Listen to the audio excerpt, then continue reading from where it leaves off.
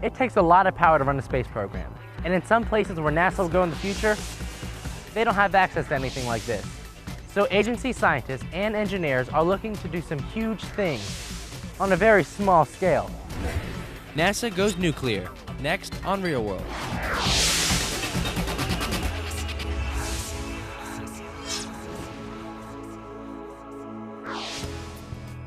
NASA's mission to explore worlds beyond our own would never get off the ground without innovative ways to power all the operations that make that possible. To explore the universe, you need a lot of energy. Mike Houts is a nuclear research manager at Marshall Space Flight Center. But one of the areas that NASA is looking at right now is fission. And so this is actually using the nuclear fission process to generate energy that can be used for any of our exploration needs.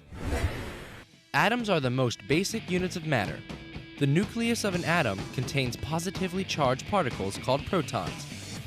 The number of protons in an atom determines the atomic number of an element. Elements are arranged on the periodic table according to their atomic number. Atoms of the same element have the same number of protons and electrons, but might have different number of neutrons. Atoms with different numbers of neutrons are called isotopes. Some elements have isotopes that are unstable. That is, they do not hold together well. When they break apart, they undergo a nuclear reaction and become radioactive. Two new elements are produced. The atomic number of these two elements adds up to the atomic number of the original element. Here's an example. Start with an atom of uranium. Its atomic number is 92. When this atom splits through nuclear fission, you get two new elements. One might be, say, barium, with an atomic number of 56. So what would the other one be? Do the math. Subtract the atomic number of barium, 56, from the atomic number of uranium, 92. You're left with 36.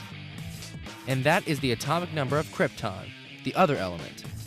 When uranium splits, many elements can resolve, but the atomic number of the new elements will always be between 32 and 60, and the sum of their atomic numbers will always be 92, the atomic number of uranium. Okay, back to Mike Houts. He and his team are working to develop a viable energy source that would satisfy many needs of space exploration.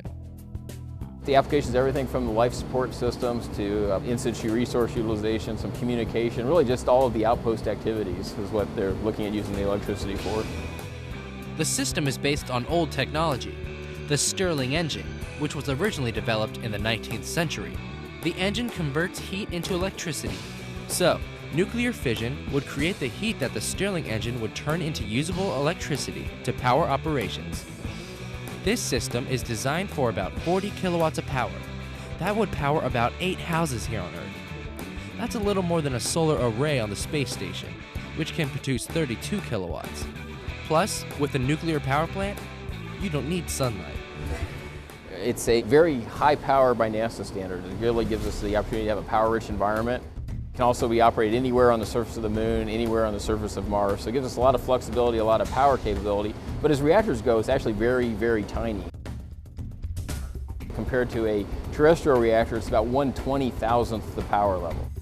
And the safety concerns associated with nuclear power are virtually non-existent with this system. They have what's called a negative temperature reactivity feedback coefficient. What that basically means is if the reactor starts to warm up, the system itself actually gets less reactive, and that'll tend to cool the system down. If the system starts to cool down too much, the system will actually shrink and become slightly more reactive. That'll cause it to heat back up. So the systems themselves are very stable. And any fears about the nuclear material creating a disaster in the event of a launch mishap would be erased thanks to good engineering.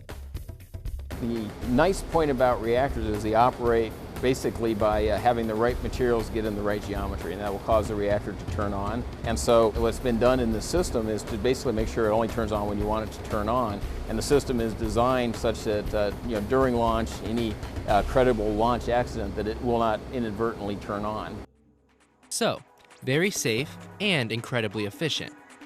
The amount of fuel we have on board, we burn about 1% of our fuel every 12 years. And so we're not going to run out of fuel. However, there'll be other parts of the system that might limit the lifetime. The prototype system doesn't use nuclear fission. That's for a future iteration of the concept.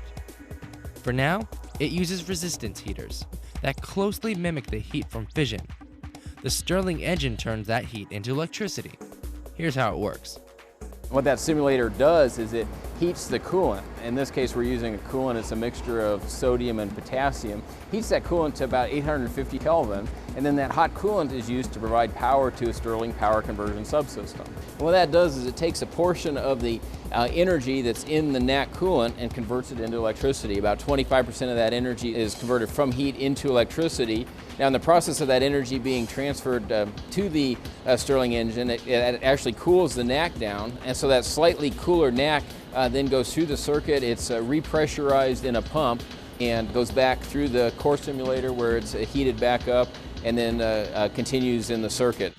NASA scientists, working with the Department of Energy, think that they could have a nuclear fission-based version of this system in place within 5 to 6 years.